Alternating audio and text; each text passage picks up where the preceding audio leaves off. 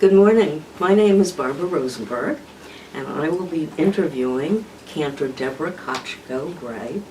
Today's date is August 22nd, 2018. It is a great joy for me to be interviewing Deborah because she is my cousin, and we share the same DNA. I don't sing, though. Deborah's grandfather was Max Epstein, of Max Epstein Moving and Storage, and he was a brother to my grandmother, Golda Epstein Barron.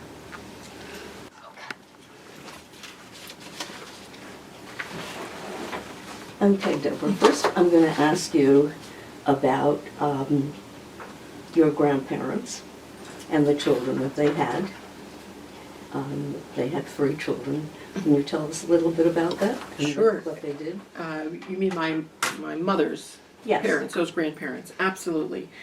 Well, Max Epstein was one of the most hardworking, incredible men. The stories about him continue to inspire me.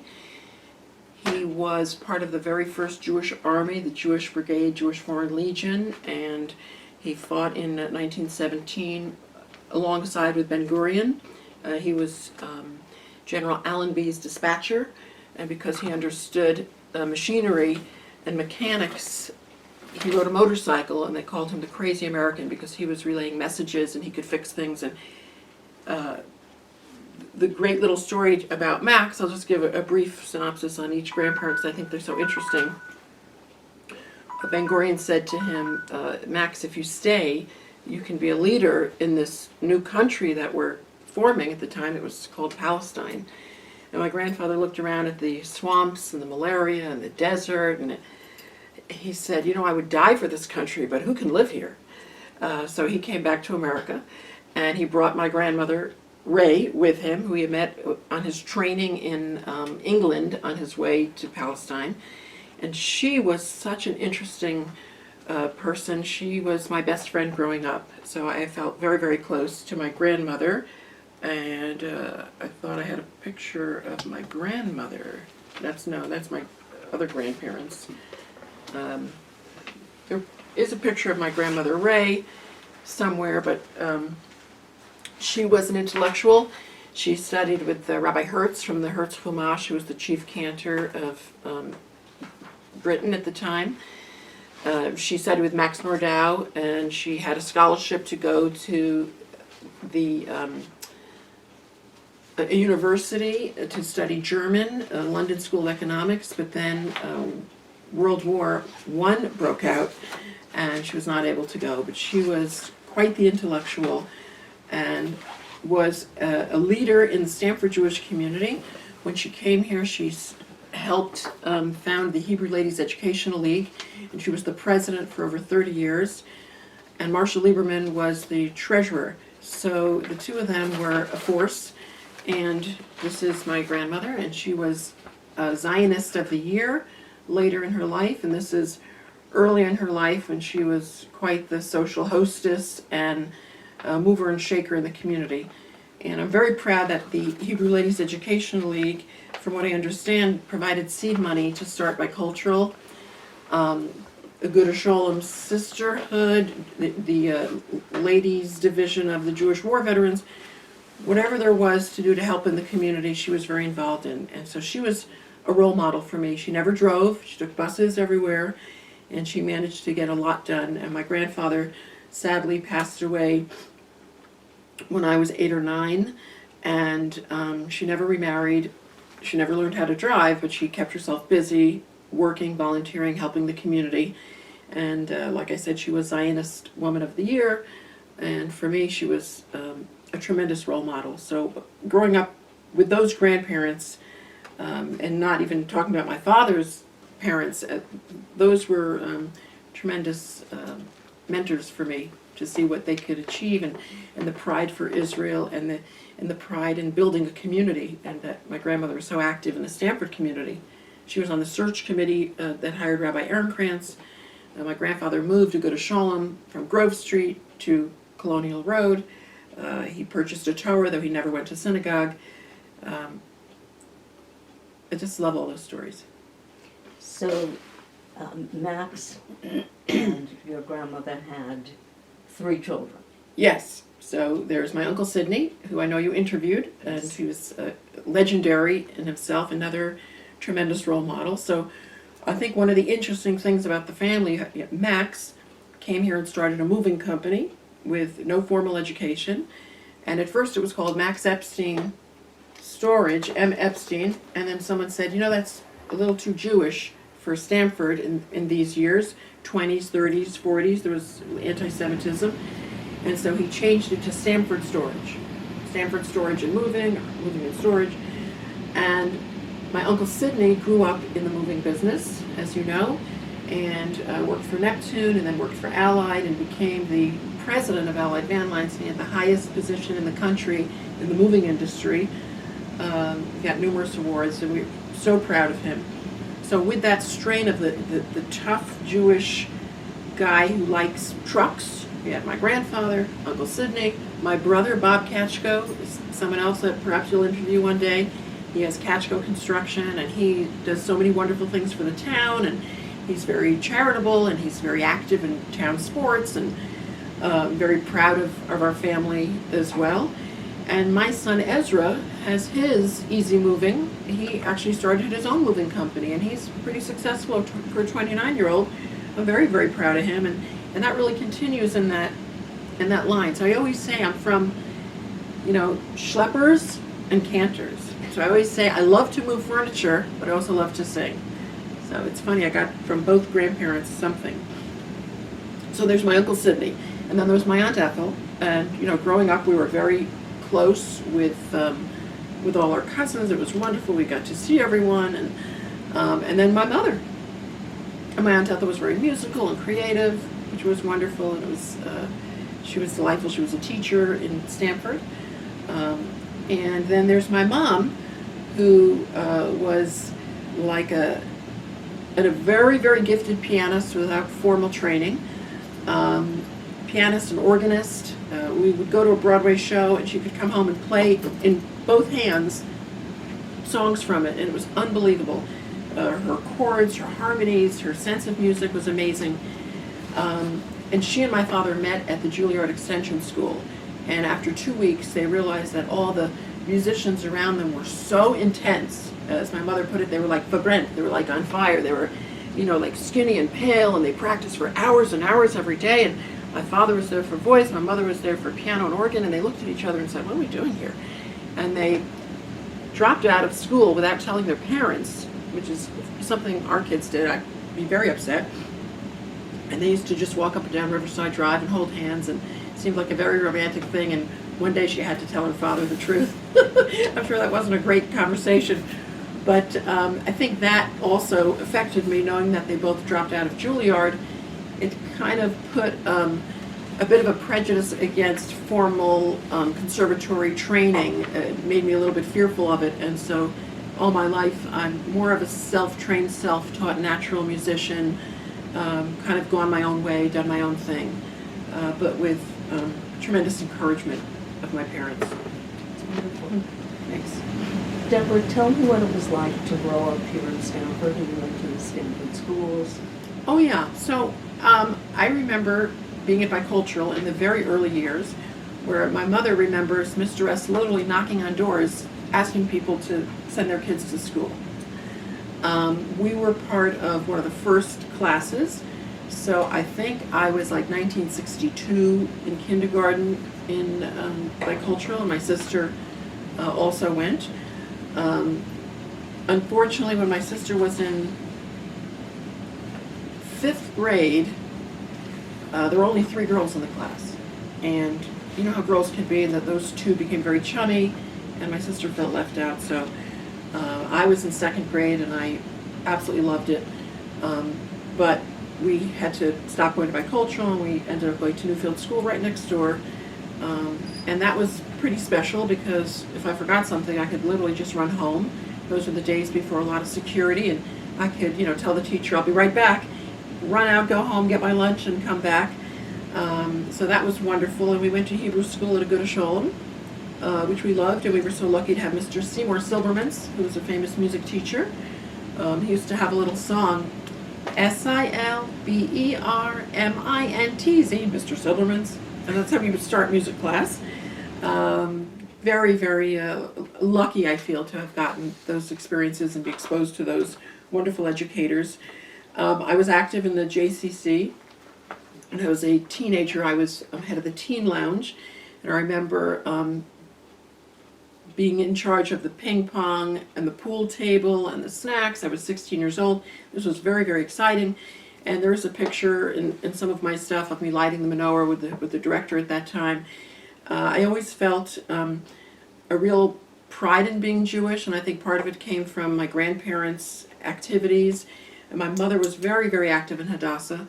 Our home was like the haven for the musicals. People would come to our home to practice. The musical parodies were very big in the 60s and 70s, and they would practice in our living room.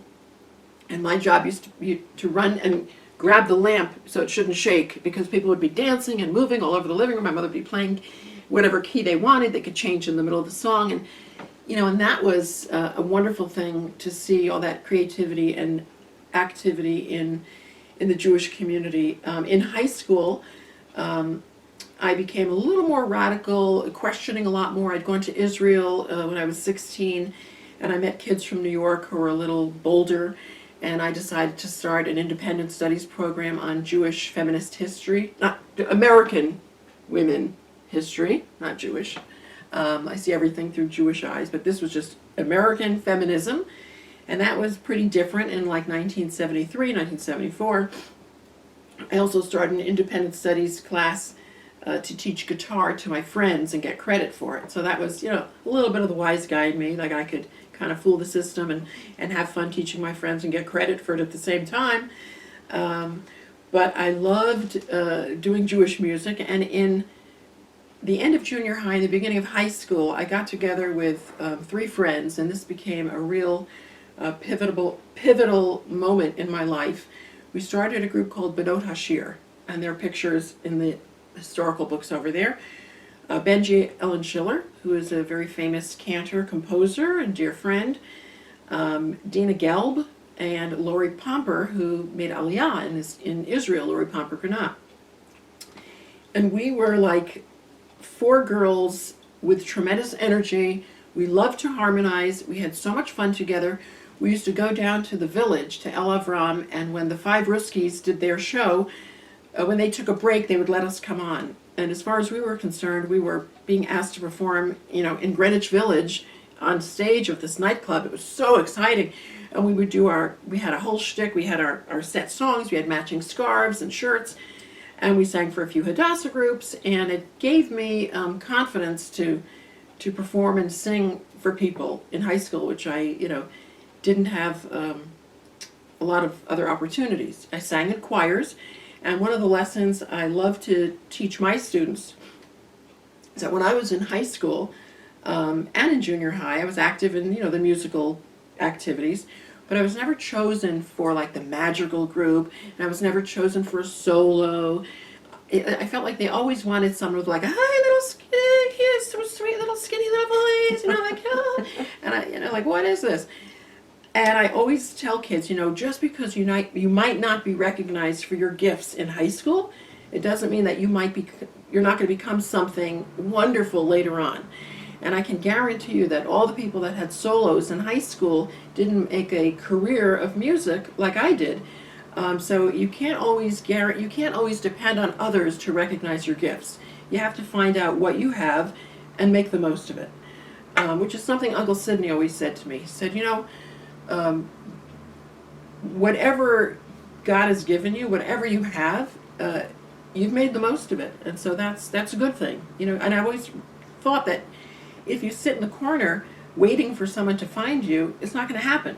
You have to put yourself out there. You have to be involved. You have to let people know that you're there. So those years in Stamford were really wonderful for me as I was heading to college. Debbie, tell us what the holidays were like in your house. Well, it's very interesting because my father was a part-time cantor, and he also had a liquor store on Hope Street, Cork and Bottle. So he used to joke that he dealt in spirits because he was spiritual. And the funny and actually tragic thing is that they had a liquor store, but they had no passion for liquor. They didn't drink. They really could care less. They would go to these liquor shows and wine shows, and they'd come back and talk about the wine, the cheese and crackers. They really didn't. They didn't drink. So, but having a liquor store, a package store, was just a thing for a nice Jewish guy in those years. Joe Lieberman's father had a package store. I'm sure he wasn't passionate about drinking either, but it was like a job. So, sorry. Did the family gather? Oh, I'm sorry, the family gathered. So my father was a cantor. And when we would go for the holidays, and here's something that affected me greatly to this day. He would be like in New Britain or Meriden. These were communities over an hour away from our home. And people, for the most part, always thought, well, someone else is going to take care of the cantor and his family. But many times they didn't. And my mother would say, who wants another 5 people at the table? So we would have, sadly, our holiday meals in a Holiday Inn with a toaster oven. I think this is before microwaves. And we would be cooking hot dogs in the toaster oven and having, just whatever. We did not have special holiday meals unless there was the rare occasion when a rabbi or someone from the congregation invited us. So I've always taken it upon me to make these holidays a big deal.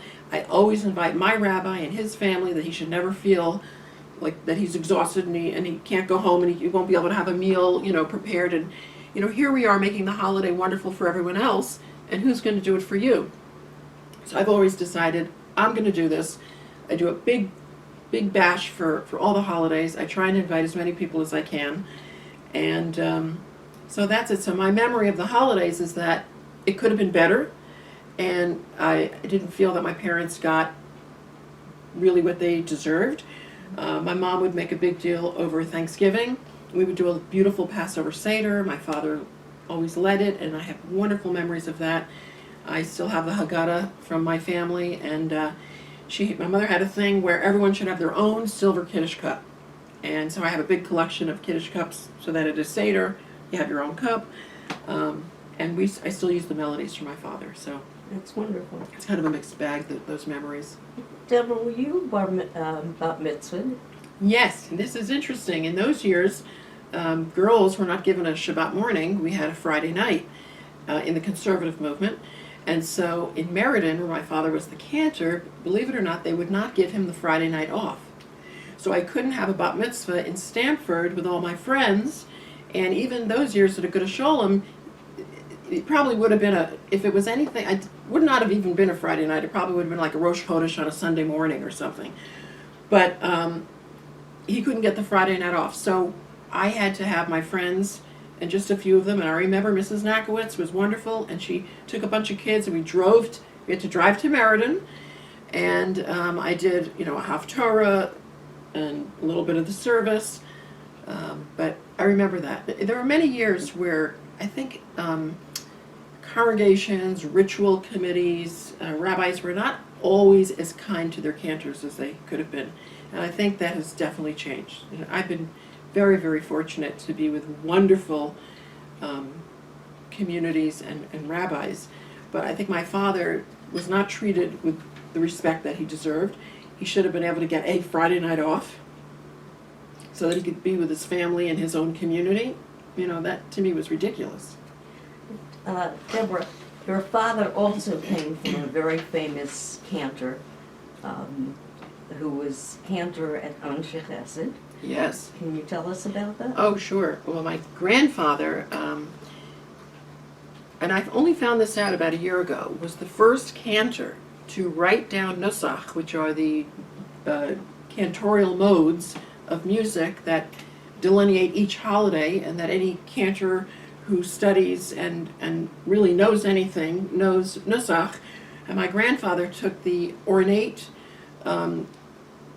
music from Europe and made it, kind of cleaned it up, made it a little more American, and wrote a book called the Thesaurus of Cantorial Liturgy. and it became the textbook at Hebrew Union College in the early 50s. And that became the textbook for all cantors who study Nusach and Jewish music. So I grew up knowing that my grandfather was known as like the cantor's cantor. Many cantors studied with him. He was part of the golden age of hazzanut. He was in movies, the voice of the cantor, the voice of Israel, which was one of the first talking pictures, and I have pictures of that in my office, and I hope the Historical Society will come visit one day and see it. But he was, and there's a picture of him, he was very, very revered, and to this day he still is. When you say the name Katchko, cantors know what that means. And hopefully his music will continue to be sung. And I actually put together a songbook using his music and putting it in keys that are comfortable for women cantors. And I also added guitar chords, which is something that has not been done, so that people can do hazzanut and guitar and sing traditional music at the same time, and also make it more available to women cantors, of which it's another discussion there are so many of. But my grandfather affected me in a lot of ways. He came from Europe. He never spoke about his family in Europe. My father thought he had no cousins because his father never mentioned that he had 2 brothers and 3 sisters. And it was only through my studies with Professor Elie Wiesel, and that's another discussion, but through my studies with him, I became very motivated to find out what happened to my family. And that was before the internet, and I had to write letters, and I finally got a letter from Israel, and this man draws a family tree that just blows my mind. My grandfather had 2 brothers who were both cantors, Joseph and Gershon. One was a cantor in Debris, Hungary, and another one was a cantor in Czechoslovakia, and 3 sisters. And from this family, there were 22 singers or cantors. And of that family, 70 members perished in the Holocaust. So knowing that, and studying with Elie Wiesel, and knowing how my grandfather had these incredible gifts, and then you wonder, well, what gifts were, incinerated? What about his 2 brothers? Were they as talented and gifted as he was? Look what he did. This one man. He helped transform the music of the American cantorial community. He had 2 brothers that we don't even know about, and 3 sisters. And supposedly a sister had a son who was an opera singer who didn't sing after the war. I finally met one sister, did survive and came to Israel, and there's a big branch, and I met some of the family. So knowing about my grandfather was a very, very important part of my growing up and deciding to do whatever I do. Wonderful. Deborah, when you graduated from high school, you went off to Boston University, and that's where you met Elie Wiesel. Yes. And what major did you declare? Well, so interesting because, again, I was always a bit of a rebel. And believe it or not, I really didn't know what I wanted to do. And they had a college that was like for crafts. And I started taking workshops, and because I love doing clay, and in high school I did a lot of clay work and beading and macrame and stuff like that. And then I went to the School of Education ultimately, and quite honestly, because it wasn't as difficult as the other schools, I didn't want to work too hard because I wanted to sing in the coffee houses. And I knew that Boston was a great place for coffee houses. And I was really into playing guitar and singing. Music of Joni Mitchell, James Taylor, Bonnie Raitt, Crosby, Stills, Nash and Young, things like that. I loved the singer-songwriters, Laura Nyro. And so I wanted to play in the coffee houses. And I also loved education, and the idea of being a cantor wasn't even really available to me. There were no role models that I knew of. And really what changed my life was being active in the BU Hillel. And I sang in a coffee house, and Rabbi Joe Polak, who was the director, said to me, I hear in your singing a little hazzanut. And I said, really? Well, that's funny, because I am a daughter of a cantor and granddaughter of a cantor. And he said, how about you doing the high holidays for our conservative services. And I said, wow, the only thing I've ever done is, in the Silverman Prayer Book, page 28 was the Friday night Kiddush. And I used to sit, and I would go with my father many Friday nights, and I have great memories of sitting in the car and singing on the way to Meriden or New Britain. I wanted to keep him company, and I just loved being with him. And he would always invite me up to do the Kiddush. So during the whole service, I was always like a little bit nervous. I couldn't relax until the Kiddush was over. I always had my finger on page 28. And I said, well, really all I've ever done is the Friday night Kiddush, but I've heard a lot of this music growing up. So I started studying with him, and I realized, like through osmosis, that my wonderful mother and my father, who used to practice for the high holidays, and in August they would sit at the piano, and they would start with Slichot and go all the way to Nila, and they would sing this most gorgeous music, and I would sit on the steps and listen. And I realized that by all those years of listening, I really knew a lot of the music. So I did the service, and there were 2,000 people. It was the first time in the history of Boston that a woman led a traditional service. It made the cover of the Boston Globe, and it's probably a copy in some of those things. And that really opened my eyes, and I realized, oh, why do I want to be singing in a coffee house, impersonating Joni Mitchell? So my claim to fame was that I came in first at Passim's Coffee House on a Joni Mitchell contest. And I realized, there already is a Joni Mitchell. So it would be better to follow in the family tradition and sing this great music of your grandfather and study with my wonderful father and carry on a tradition that Elie Wiesel inspired me to understand that it's a miracle to be Jewish, and you should make the most of it because so many could not have that opportunity. So that's really what set me on this path. Elie Elie Wiesel was a force. Tremendous. And one of the reasons I went to Boston University is because I knew he would be teaching there. I came in 75 and he started teaching in 1976. And I went in his first class. There are fire codes. You can't have 500 people in a class. And he felt very bad that he had to make a selection because that conjures up a different kind of selection too. And but he said, look, I have to limit the number of people who can be in this class. So he gave everybody a 3x5 card and he asked them to write the reasons why you want to be in his class.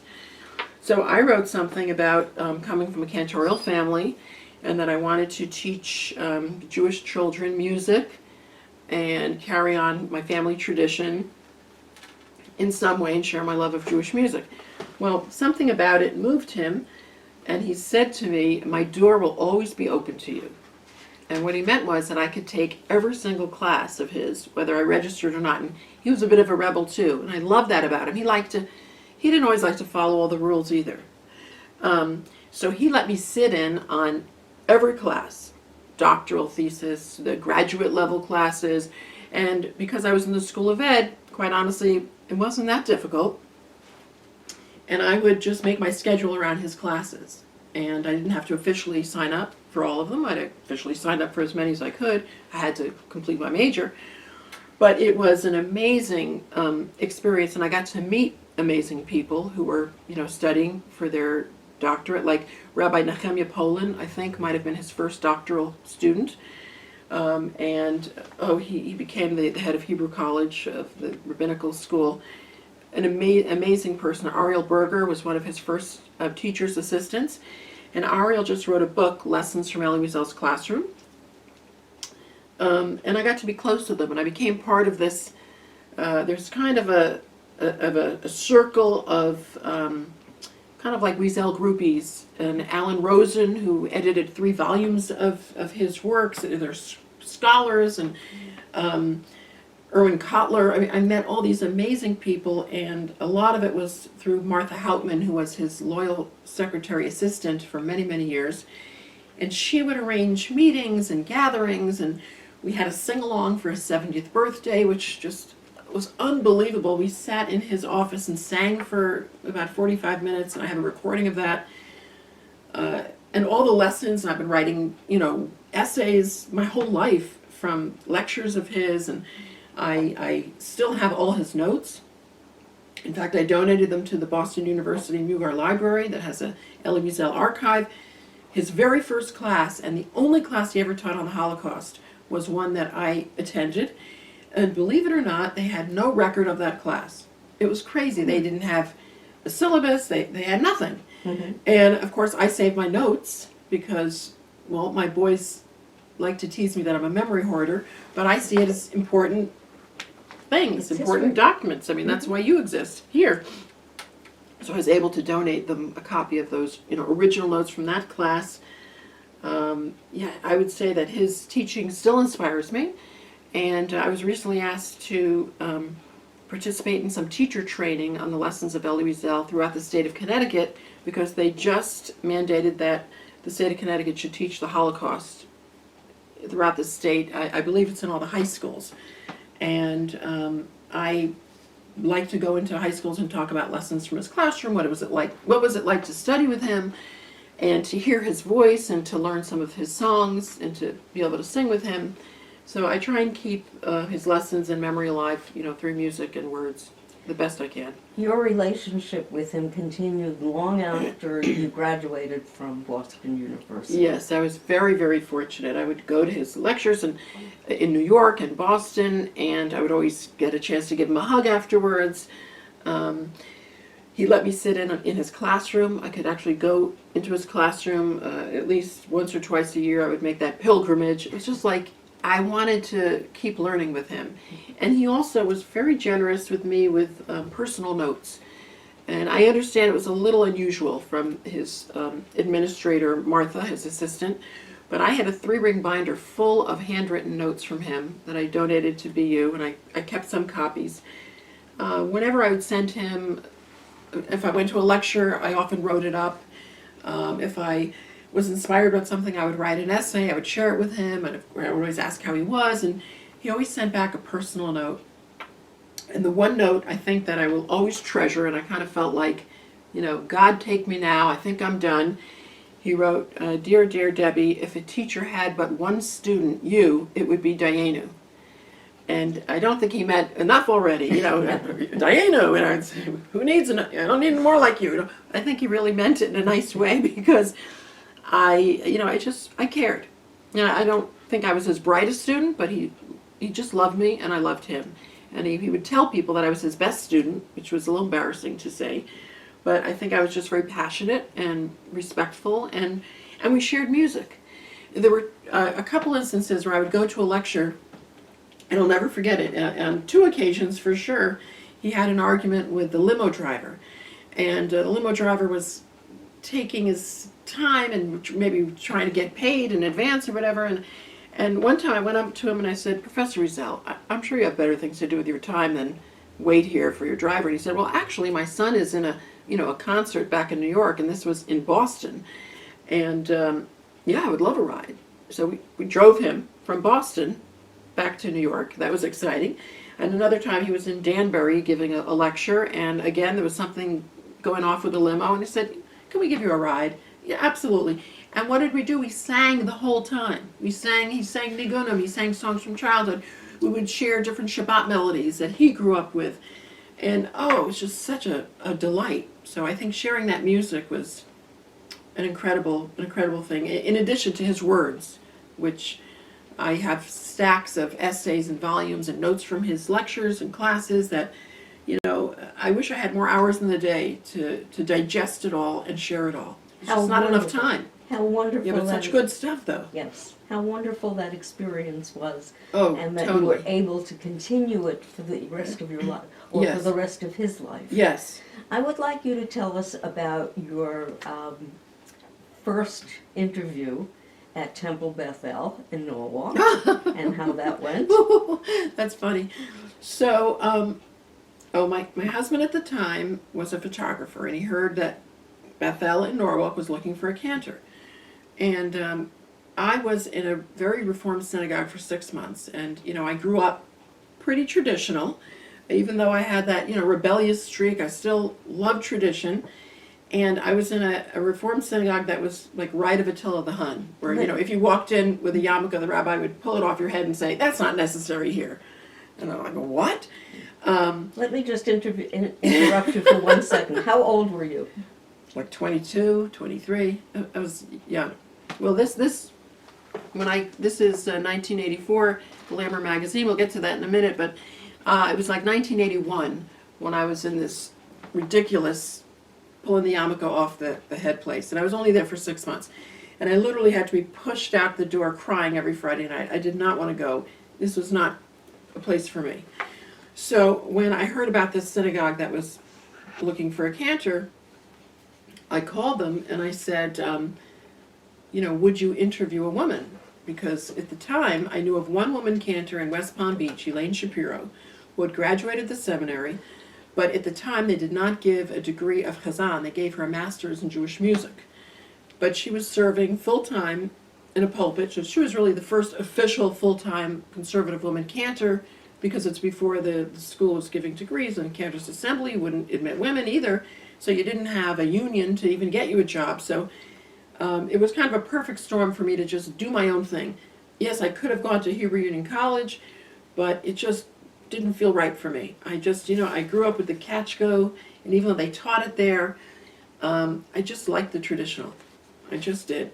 So I asked wonderful Rabbi Jonas Goldberg if he would interview a woman cantor, and he said, to tell you the truth, we've interviewed 18 men. At this point, I'd interview a monkey. So I said, okay, I'm coming.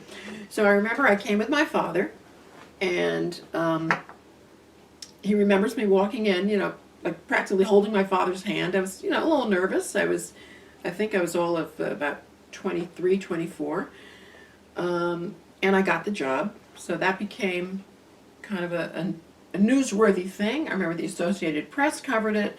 It was in papers all over the country. Second woman conservative cantor.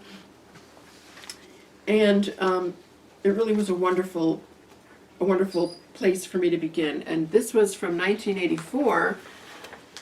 This was a pretty exciting thing, Glamour magazine. And I'll never forget, it was adorable little Deborah Lander, who was the daughter of Steve Lander.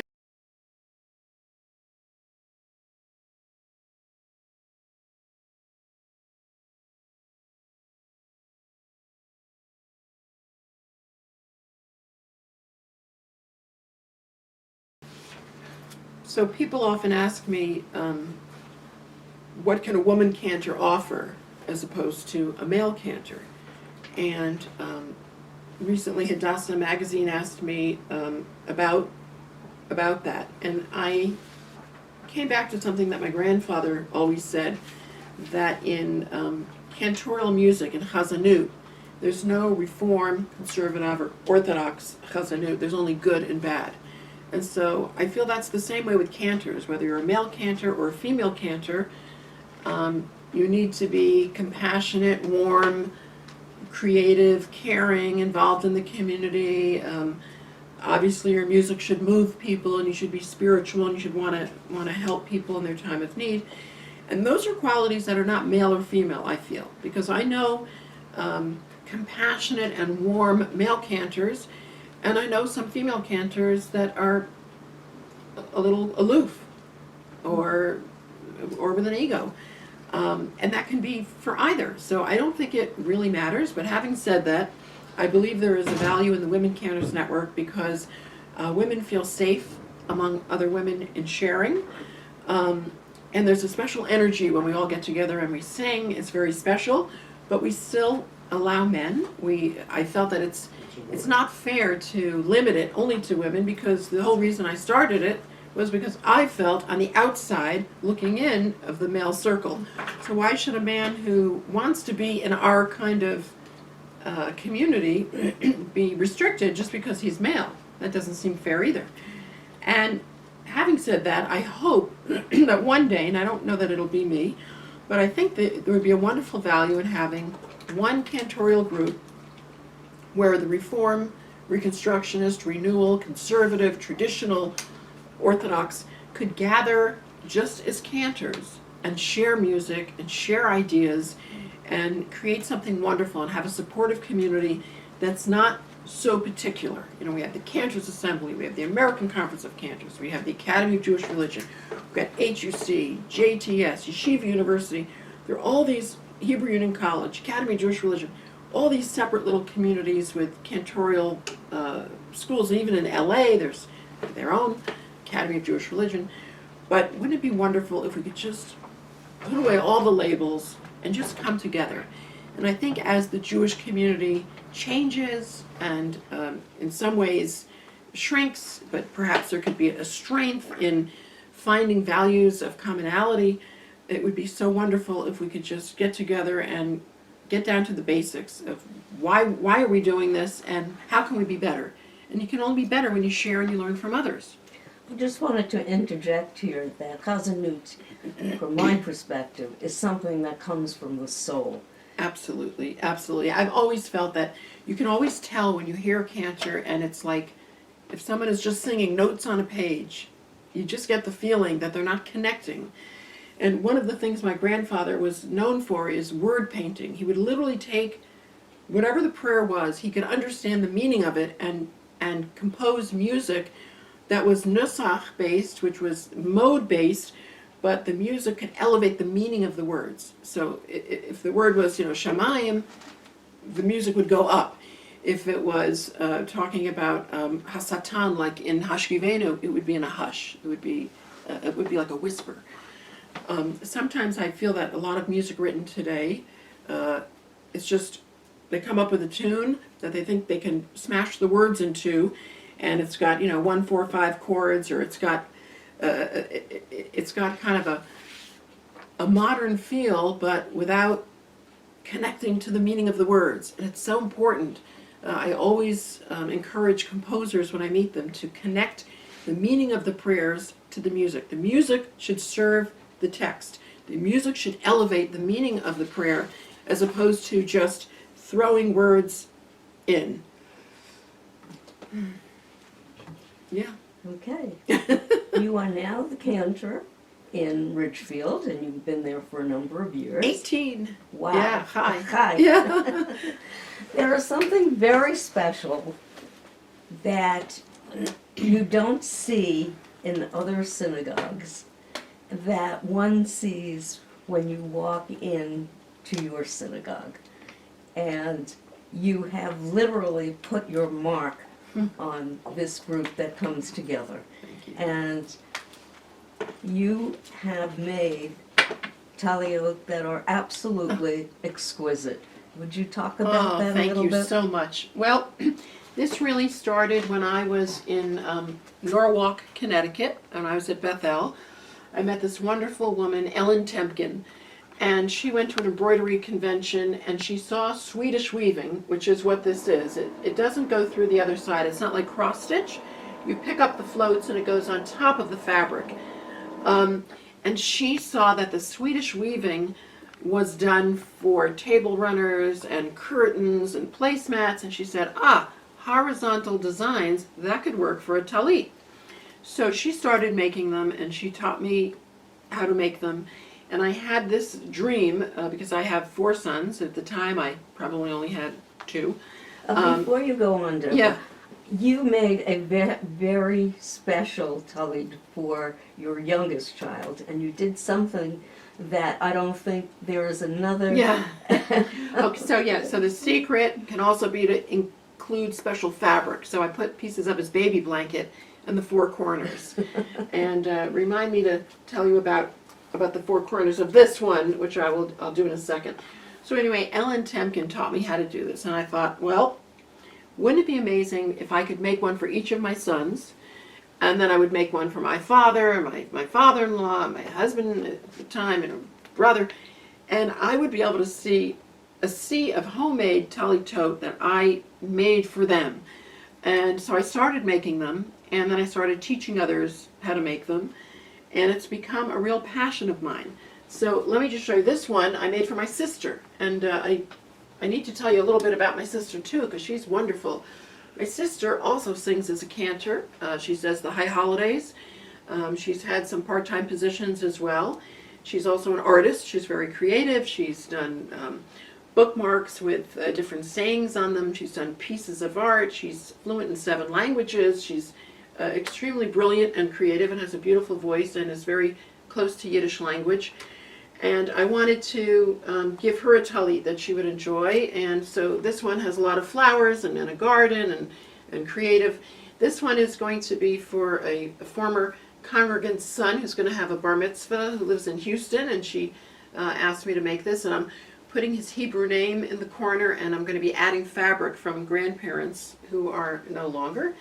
And so let me tell you about this one. This one is for my rabbi. Now, I've already made him 2, and his wife was saying, you know, what, you don't have to make him another one. I said, well, he likes to match his tie to whatever the bat mitzvah girl is wearing. So he'll often say, so what's your color theme? And it's usually purple or blue.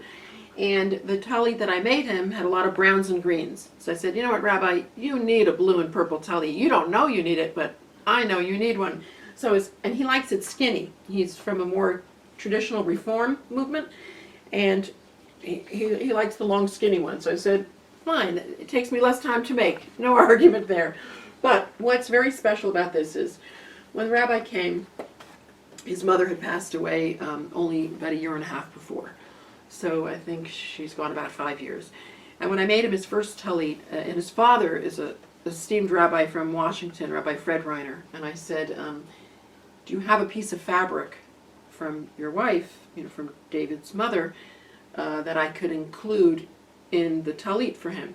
So he brought me the jacket that she wore to his bar mitzvah. So from this jacket, and it's like something from nothing, from this jacket I have now 3 talitot, and this is the 4 corners. It was a colorful jacket, and so every time he prays, he has his mother with him. Then when he had a son was born, I made a baby quilt, and I put pieces of the mother's jacket on the blanket. And then I had a talit bag made for him, pieces of that. And then I just made a Torah binder. Can you just hold 1 second? I would love to show it to you. 1 second. Make a Torah binder because we had our congregations merged, and sadly the rabbi at the age of 44 was awful. So he said, you know, he was very active in the Religious Action Center in Washington, D.C., as was his mother. And he said, would you mind making, which he volunteered me to do, and I was happy to say yes, a Torah binder for the Religious Action Center that would include material from his mother and also Rabbi Burstein. So I'm still kind of in process of this, but I have pieces of Rabbi Burstein's tie and pieces of Rabbi Reiner's mother's jacket on this, and I'm going to, we have a very unusual Torah from the Holocaust that's very tall and skinny, so I've had to rework this a few times so that it'll fit, but I'm working on it. But I just wanted you to see that I love to include material that brings, you know, memories and that people can have. So yes, I put the baby blanket in the 4 corners.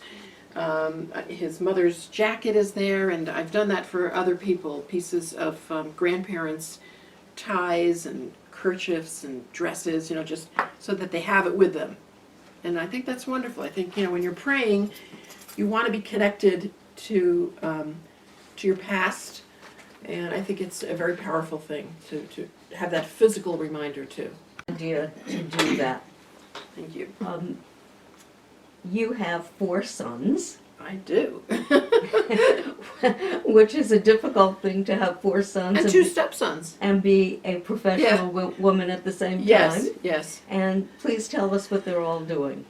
Well, they're wonderful, and I have to thank my mother, you know, really for the early years, and my first husband. It wasn't so easy because I had morning minyan, and I was teaching, and I had services, and I did have extra help at the time. You know, there were years when I did need a nanny as well, but it really took a village. So my boys are amazing. My oldest son, David, is 34, and he's a neurophysiologist, medical technician. He monitors people during brain and spine surgery, and he also teaches in a college in Boston, on the side for this technique that he really enjoys doing.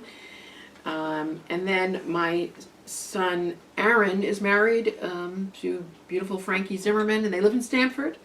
And he works now for Blue Buffalo as an event director, and he loves what he does.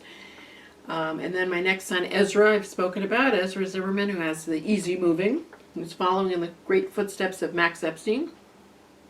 And my youngest son, Joe Zimmerman, is at Boston University, my alma mater, in grad school in the public health, getting a master's.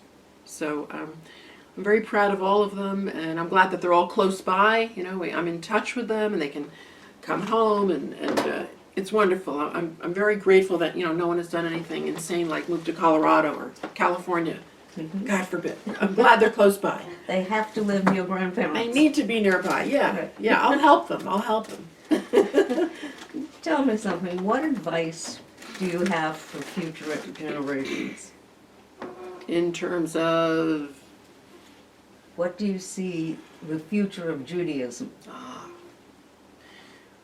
well, I guess know how precious it is. I think from my lessons from Elie Wiesel affected me, and it's something that I try to share, and it's something that maybe takes a more in-depth teaching, but I think it's essential to just know that it's a miracle to be a Jew today. You know, given all the odds against us, none of us should be here. And so the fact that we are here, I think that we should make something of it, you know. And Elie Wiesel used to say, when you light Shabbat candles, don't just light them for yourself. Light them for someone who was never able to do that again. And that really affected me. And I guess I'm hoping that I can share that to future generations and through my teaching. For instance, I went to Poland with 100 cantors from the Cantors Assembly. And it was an amazing trip. It was like March of the Living, but for cantors. And we prayed and sang our way through Poland and then Israel. But while we were in Poland, I bought a yad that I found at like a blanket, you know, tag sale type thing in Krakow. And it was actually very upsetting to see this beautiful Judaica on blankets being sold, you know, like it was a tag sale, like a yard sale. You knew that this gorgeous silver was pillaged from synagogues. This wasn't stuff from their homes. And I felt like they were taking like my grandparents' heirlooms, you know, and selling them. These things were robbed from us. They were stolen from us. And I remember saying to someone, you know, why is this so expensive? You know, knowing that they just stole it. Oh, Judaica, very expensive. I thought, you know what, I wanted to bring back some of that overpriced Judaica to have, because I always felt I wanted to liberate some of the silver that was stolen from us and bring it back and have it used in a Jewish home the way it should be. So I brought a yad back, and I have all my students use it when they're studying with me. And I always say, you know, this yad once was in a synagogue and it was used by Jews, and you're continuing the life and spirit of this yad by you studying. You're putting our people forward by giving it purpose, and you're studying Torah now because that was the original intent of this beautiful yad, which was laying on a blanket in Poland. So I try and give them, you know, I'm into like, you know, physical reminders. I think it's important to have that tactile for memory. And, you know, I'm hoping that by holding that yad from the Holocaust era, that it'll mean something to them. I think we have to try and let people know that we shouldn't take our Judaism for granted, that it's something precious. None of us were guaranteed to be here. All odds were certainly against us once you study Jewish history, and Elie Wiesel taught me that being Jewish in itself is really a miracle. And it's up to us, you know, not just to remember, but to go forward. And I've always tried to take that love of Judaism and, you know, bring it forward. If you need to redefine it, that's fine. Be creative. Yeah, you know, are people Jewish the same way they were in the 50s? No. Do we see synagogues, you know, merging and closing? Yes, we see that. But but people are also doing other things, and they're moving in other directions. And I think we need to embrace it and support things, even though they might be different than what we were used to growing up. But to me, it's just important to survive as Jews. And, how do we don't know what it's going to look like in 30, 40, 50 years. We really can't know. But I know that whatever we do, we can learn from our mentors. We should keep singing this music. And for instance, there's a composer in Stamford who I love, and I'm always encouraging her. Beth Stiles is a brilliant, wonderful, creative composer, and she loves gospel, and she writes beautifully. And some of her music is already, the women cantors that I know that just love her music. And I said, I want to take some traditional nusach from my grandfather, and I want you to, let's rework it. We'll write it together. We'll make it Katchko and some of this new sounding music. I think it can work together. So I think we have to, continue to be creative. And, years ago, nobody wore talis like that either. But it just brings us forward in a new way. And we shouldn't be afraid to jump in and redefine who we are, as long as we want to be part of the club. And it's a link to the past that we bring forward. Right. Yeah. We can learn from the past, and we can go forward and create our own thing. I wouldn't be here if somebody didn't give me a chance. If somebody said, no, that's the way it always was, we can't do that, this is too new, there shouldn't be a woman cantor, and believe me, plenty of people said that. And even in the Women Cantors Network, I got a lot of pushback from women. That's not right. Some of your members didn't go to school, they're not legitimate. And I always say, look, I'm not putting a label on anyone, I'm not calling anyone a cantor. I'm saying, if you like singing, if you want to be a cantor, if you are singing as a cantor already, who am I to judge? Let's just get together and share music. And now, most people agree with that. But 36 years ago, they didn't. So, you can't be afraid to stick your neck out sometimes. That's wonderful, and I'm so glad that you did. And I am very much looking forward to sitting in your synagogue for the High Holy Days. Thank you, as you do for so many years. Appreciate it. It's wonderful. And it's just a wonderful feeling to feel that not only do I have a link to the past, but I have a link to you. And I thank you very much. Thank you so much. It's an honor.